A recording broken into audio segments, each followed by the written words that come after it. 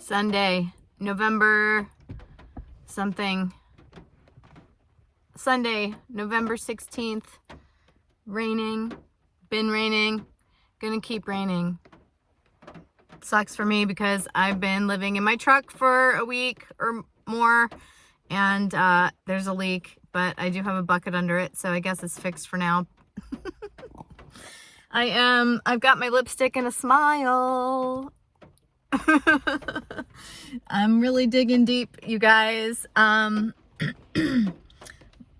First of all, I just want to say that I've been working on 2 different episodes that I was editing for Sunday, for today, and due to living out of a vehicle and also my hard drive space is actually now full because of all the clearing I've just done.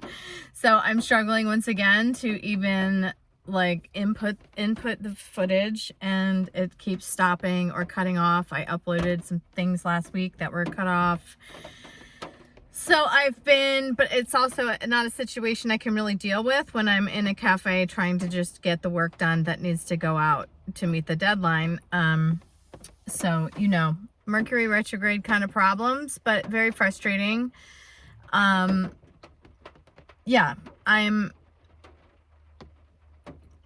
what did I want to talk about today? I wanted to talk about, I know, it's like I think I'm going to be able to edit this, and I'm not. Actually, I'm realizing that. I guess I just wanted to show up. That's the thing about this challenge, is that it was kind of like, okay, commit to just doing it no matter what. And I'm like, okay, I can't do what I planned, and I'm really a mess.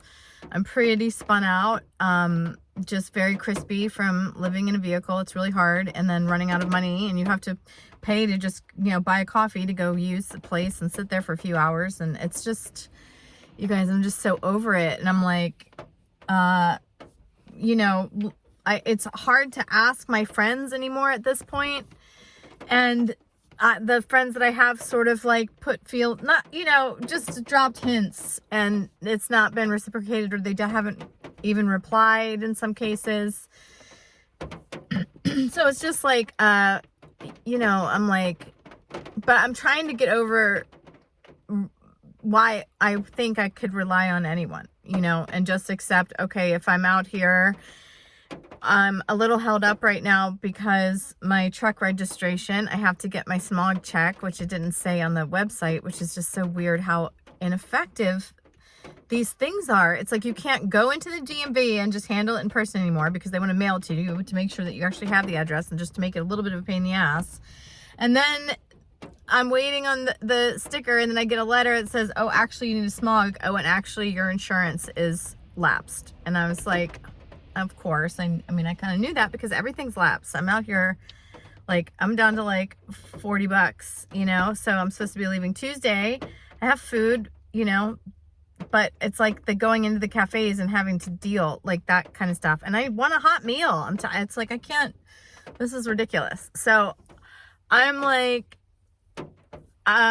okay, is it my pride? Am I not asking directly enough? Everyone's having a hard time. I realize that. And I know, again, it's like people just really minimize what I'm doing. And I'm like, it's a very flexible plan. There's many projects. I'm very, I've been very entrepreneurial minded out of necessity with my art. So I've got a line of hipster t-shirts I want to do, for Nevada County, just funny little things, put your boobs in the Yuba and stuff like that. And, I've been working on those for years. I'm like, I could just do a line of hipster tourist merch. I just need the startup money to get a run of t-shirts done.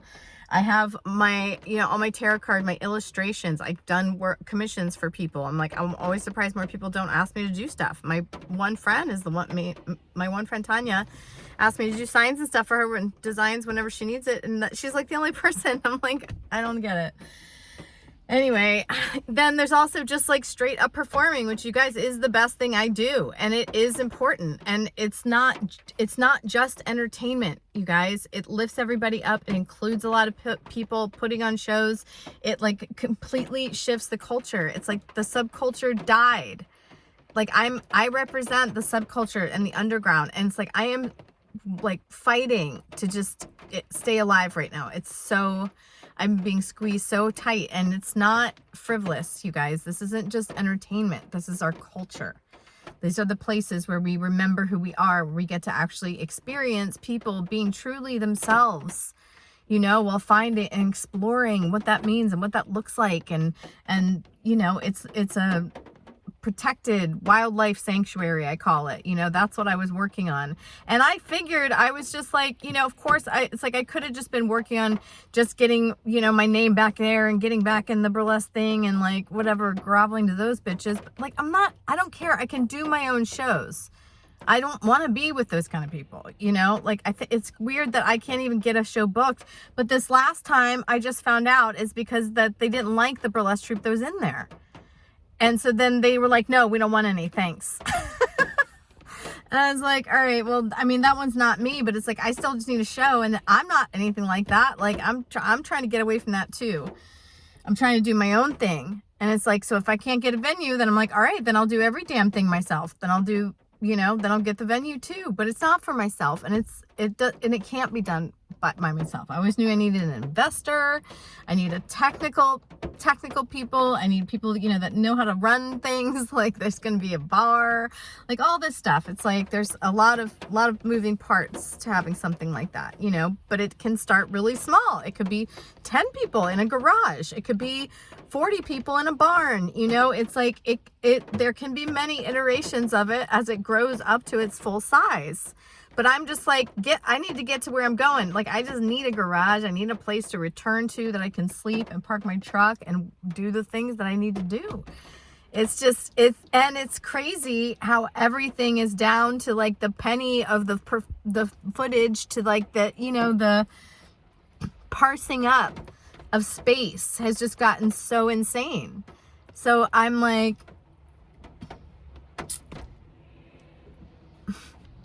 I just can't even get into all that stuff. It's like I've gotten, and everyone's like, just get a job. I'm like, okay, fine. I could just get a job, give all my skills and talents to that, which would not, I don't think that's the best use of my time, my life, my energy. I am so creative, and it's like, just let me go. Just put me in a situation where I can go. And yeah, sure. If a job can do that for a little while, that's great. But it's not been the jobs that I've found. So, and at this point, I want a career. I just turned 51. Like, I don't need just a menial job. Like, I'm good. I've run businesses. I started a nonprofit. I've written many grants. It's like I edit all my own videos. I'm a writer. It's like I do so many things. So it's like, to put me in like a menial job, and then very quickly I'm like out, like trying to like make all these improvements and do all this stuff just so that everyone can function better, because I'm used to functioning at a higher level. And then it's like, oh God, here we go. Okay, fine. Forget it. And then I still can't make my bills, giving up all my time, my livelihood, everything. It's like at those menial jobs right now, it's like those haven't gone up in ages. So I used to have a lot of like just side gigs. I mean, that's a lot of how artists like sort of cobbled it together, but like all this stuff is drying up, and it's like there's various reasons. We all know the reasons. Everything from AI to scroll addiction to scared to be around each other because believe the pandemic, and just everything has isolated us too far. It's too far. And we need the real world, you guys. I'm out here trying to make, and I'm saying, like, this needs to be going. We need the real world.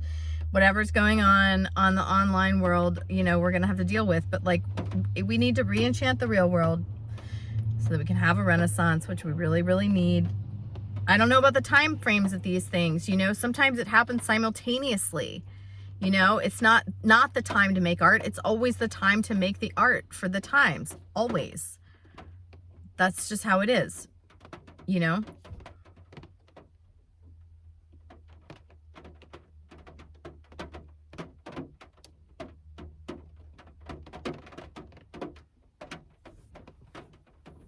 Artists just show a different way of being, a different way of seeing, a different way of being.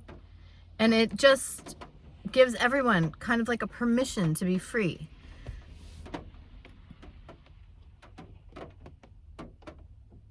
And that's priceless. Like, we've been squeezed into boxes for too long, and now there's generations growing up that don't know what it's like to not be squeezed.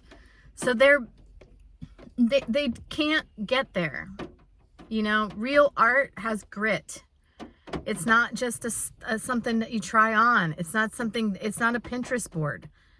It's like my artistic, like my intuition is my inspiration. If you're making a Pinterest board, you're cutting things out that's like reference material. You've got something to reference, and you're going to do a impersonation of that thing, a mimicry of that thing. That's the first stage of creativity. It's literally what children do. Babies do that, mimic. So that's not like, sometimes I can do that. Like, I can work like that. Sometimes if I'm exploring something like, you know, a fan dance or like something like that, like I can just do a classic one, my version of a classic one, or like, but the real, like the acts that are like kind of more out there of mine, it comes from my gut, and it's developed over time. It like continues to unfold. I have to keep myself like in a certain way, i.e. not becoming a slave, and because I shut down, that channel shuts down, and then I want to die. It's like, I have the channel open, you guys. Like, all of you guys should try to get it open too. Because you can use it for whatever you want to do. You don't all have to be performers. It's literally like, everyone is meant to be creative in whatever it is that humans do. Anything can be an art with care and attention. It's like, that's the world we want to live in. So it's like, you know, partly I feel like we do sort of just practice it, and sort of like, I've always just done like a 1.0 version of things with the materials that are around me. Because I'm always like, first of all, if I wait, that idea will go to someone else. You know, so I got to show my muses that I'm serious about it, that I'm like, no, I'm following through. I'm taking action in the real world. I'm not just like waiting and waiting and waiting for the right opportunity, the right time, because it never ever comes. And I know that from experience too. You know, you guys know this. You've had this happen. We all have.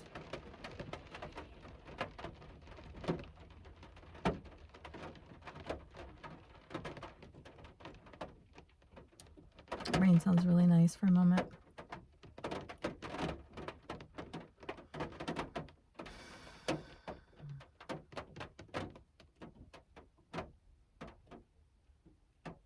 I felt myself getting worked up, and I don't want to get worked up. Like, I want to stay really calm, because it's been really like the worst week. My birthday was last week.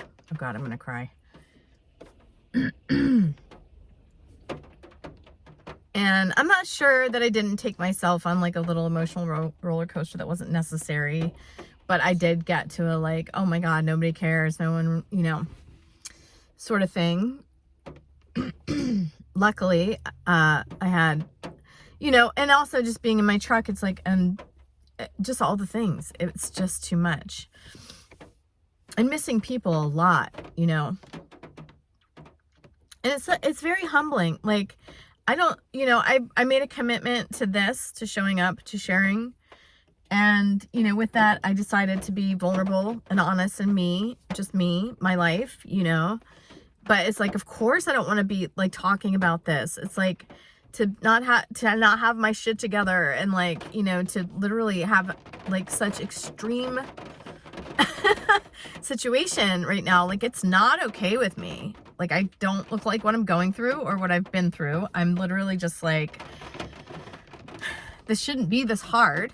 I don't know why it is. And if there's a reason for why that is, it's a bad one. And I'm going to stick to it anyway, because this must be that important.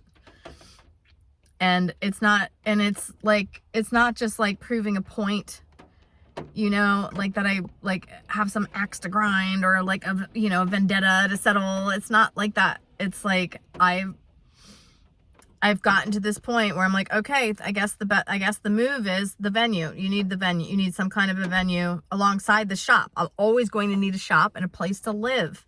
And it's like the housing regulations are so insane that forces artists to have 2 rents. Like, I don't love living in my workspace. Like, I never wanted to do that. It was completely out of necessity. And because I was sacrificing my comfort so that I could get my business up on its feet. Like, I was like, okay, this is the thing. So I'm going to choose discomfort for a little while to get this done. And then it was taken away, again, because I don't own the building. It's just, how complicated that is. And then, of course, even if you are, especially if you are starting to get successful and they don't like it, then they're like, get out of here, which may have been part of it. So the housing thing is just so insane. The prices of things, watching it gentrify right before my eyes. I mean, I've seen it happen in Baltimore, like when I moved into the Patterson Park neighborhood. And I moved to North Broadway in 96, 97, when I was still in college, and I was dating a guy who was in grad school, who had been in the Peace Corps, and who's going to be a social worker. And we both worked at living classrooms. And then, the neighborhood was rough. Like, that whole area was nuts. Then I moved to Butcher's Hill. I was there for 10 years and watched it gentrify. Like, it was like a 4-story with 5-story with a deck. And we had a deck later, but it was like, when I moved in, it was, a bunch of construction workers from Mexico all living in there. There's 12 or 15 people living in the building, and then they kicked them out, and it became a giant home for one retired woman with 5 cars. Like, she collected, like, someone on the block, I think it was her, collected cars and never had to move them because there wasn't permit. So it was like, then the parking was insane. And then it was even more dangerous anyway, it was crazy. I'm just saying, I've seen things gentrify. New York, also, I lived in Brooklyn. That got increasingly crazy and crazier. And, I lived in a building, in Prospect Heights that it went from, it was like a 5-story apartment. It was really cute until they ran it into the ground. There was a super in their family, and then they got rid of them, and then they sold it. And like, maybe they didn't get rid of them, but gave them no authority or something, like, to do anything. They basically started cutting off all the repairs, like let the elevator go unworked on for like a month or something, like flooding, and they just wouldn't fix anything. It was like things would happen, they just wouldn't fix it. And it was just like slowly erosion of everything and forcing out all the mom and pops. And so I've seen that in these places. So it's crazy to be watching it again out here. And I get it. It's like, it's desirable to people the reason it's desirable to me, but it's like, it's always because the artists make the things interesting and start doing the revival work, and then they get pushed out and can't afford to be there anymore. So I had barely even gotten started, but I just didn't feel like I was finished out here. It has all the qualities of what I'm looking for. And as I move into the second phase of my life, like, I'm not living in a city again. Like, going back to Baltimore was honestly just something I felt like I had to do because I have so much family and history there, and I never want to give up on it. But it's like, I wasn't trying to move back, you guys. So it's like, it's really hard to be like, oh, I guess I'll pack up and go back home. Like, like, my stuff's still here. I'm still here. My truck is still here. I am trying to figure out how to hold on. I don't have any signs of external success, and it's like, really, the roadblocks have just been mounting this week. So like, the thing with the living in the truck, so I went from, like, I stayed with one friend for a while, and then I had the dog sitting gig for 2 weeks, so those were really sweet, 2 back-to-back nights. And then I guess I didn't plan accordingly and extended my trip, and then didn't really think through it, and then wound up like I'm in my truck, like, here.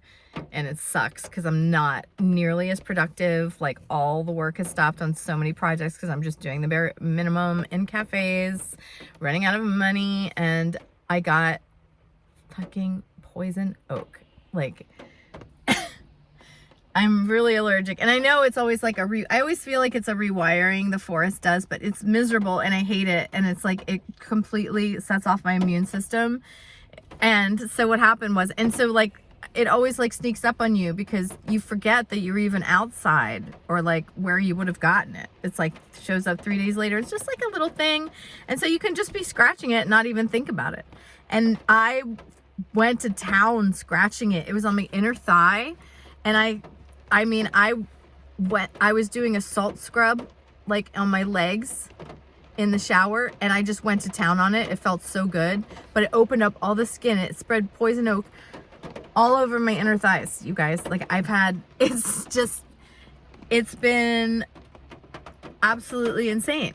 And I'm partly not laughing. I mean, it is like, I don't know, there's so much weird astrological weather, and it is like, that's like my loins, right? Like that's the Scorpio ruled part of the body. And so it's like things just show up in reverse, but like particular to that sign sometimes, like, it can be like that, like certain health problems, like related to the body parts, like when crazy crap's going on in that sign. and then it affects you more if you have like placements, you know, in that, which I have several in Scorpio. Anyway, it burns so bad, you guys. I mean, I have been walking around like a linebacker, like just like, and it hurts and burns and itches and it grips my stomach because the pain is so constant. And like basically the whole day you're just like, do not react, do not itch it, do not think about it, do not look at it, it's fine. And it's just like, it's like total self-restraint not to itch the fucking shit out of it. But it's like, it doesn't go away. It's like my immune system's, it's like I was survival triggered, first of all, like crying on my birthday and all that stuff. Completely spun out, and of course drunk, and also doesn't help my immune system. So that also like the, you know, I think it's all somehow related. But anyway, I'm also very allergic to poison oak out here. Like the first couple of years I was out here, I got it so bad. Like I couldn't move. It was like under my armpit. It was like, because you scratch it in your sleep, and then like your clothing can like move it around. It's like, and spread it. It's just like, you just can't win with it. So anyway, I've been, and then trying to heal that, like, on the road, on the side of the road. It's just not, like, I need to be sitting in an Epsom salt bath, like, all the time. It's like, ow, hurts so bad. So, that's what's going on. I guess I'll have to make a decision in the morning about staying or going. I need to get my registration figured out. Which requires just money, smog and insurance. But you know, more than that, it's like, I still want to be here. I'm tired of being kicked out of places. I'm tired of being the one that has to move again. I'm not even in a big hurry to go back to Baltimore because the power is still off. So my friend whose house it was, like there was and granted, I haven't been able to help. So it's just like, I'm like, I've been lucky to be there. But like, I can't do anything right now. I have so many immediate needs of my own that are just like, stacking up. Like this vehicle's like not registered right now, and I'm living in it. So I'm just like, anyway, what was I saying? Oh, my hands falling asleep too. I've been sitting down too much. That's the other thing. Oh my god. Okay, what was I telling you about? I smoked a little, you guys. Sorry. But I'm also doing serious pain management and also not going crazy, like being in my truck so much. So that's what we were talking about, plans for my trip. Anyway, the power was turned off. He has a government job. The government shutdowns put them months behind.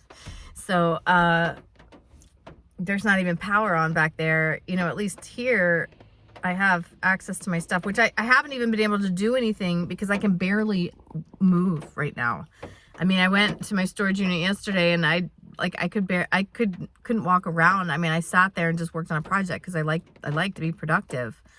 So I found this really cool table that my friend was throwing away because it had been outside. It was really bowed. It was in terrible shape. I mean, the thing looked a mess. But I was like, oh, it's really cool. It was like carved. It was really interesting, kind of like rustic, folklore-y looking. And I was like, it's right up my alley. But I was also like, it kind of looks like a puppet table because it has these flaps, like 3 different flaps that flip up. And I was like, and then one that opens in the front. I was like, it'd be so cool maybe if I even redid my flea circus. I have a flea circus that I haven't done in years. It's really fun. It's French themed joie de flea, which I've been dying to resuscitate. And I was like, oh, could I do that? Like, so I literally, because I couldn't do anything else in the storage unit yesterday, started refinishing this while I was sitting on the couch, just like with my legs like spread like this. I'm like, and then just like going to the co-op and getting like the sample of like the frankincense skin, like soothing skin stuff, and like running to the bathroom to like spread it on my thighs. You guys, it's just, I mean, it's just been wild. And I'm like, God, like, why do you hate me? I don't understand. But I'm trying not to think like that. I'm really trying to dig deep. And that's why I showed up today and just, yeah, sorry, I did smoke a little, but I'm trying to just show up and do this. Like, it is hard for me to share when I'm not feeling, great. It's like I try to really lift people up and to stay really positive and just keep focused on moving forward. And it's like, just when, life is just benching you over and over and over again. And I am backing off. I'm like, okay, like, I'm not like pushing really hard. It's like I worked on the videos and then it wasn't working. I was like, okay, I'm not going to make the deadline. I'm not going to stress, like, move on. And I moved on to another one, and it seemed like I was working. And then it was like, I got to a point and said, okay, no. And same thing this morning. I started working on another one. I was just like, I'm just going to do real time. It was like me crying in my truck all week long. And I was like, I guess that's the one to put out. And then it was like, no, that's not going out today. So, anyway, we'll try to get this uploaded, just off my phone, and hopefully that'll count as a Sunday episode. So, if you're watching this, thanks for sticking around to the end.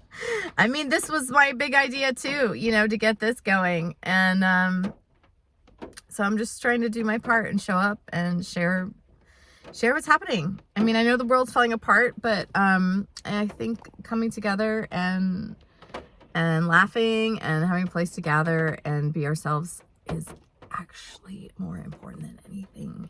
It's like, and it's kind of that reverse psychology. And I know it's sort of advanced for people that are reactive or very, like, still watch any of the media, because I just think we've been really, really misled, like, our whole lives.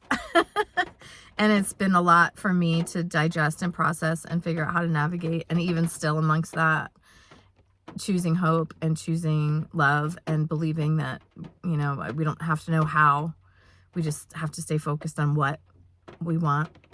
And it has to come from our heart. If it has even one little poison drop of anything less than our pure heart, then it's not going to work. It's not going to work. So that's what I try to do and who I try to be. And I just want the show to go on. I want to just be performing for y'all, doing my thing, and sharing my perspective. That's what this channel is for.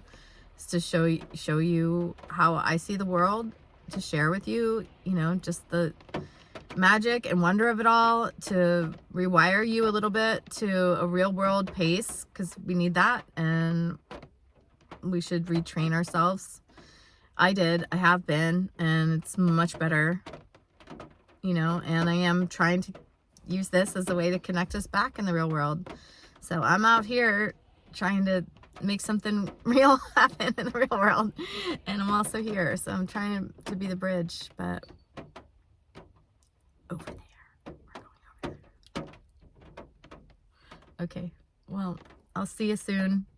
Wish me speedy healing with my poison oak, and we'll find out if I go back on Tuesday or not. Okay, I can't even howl. Oh.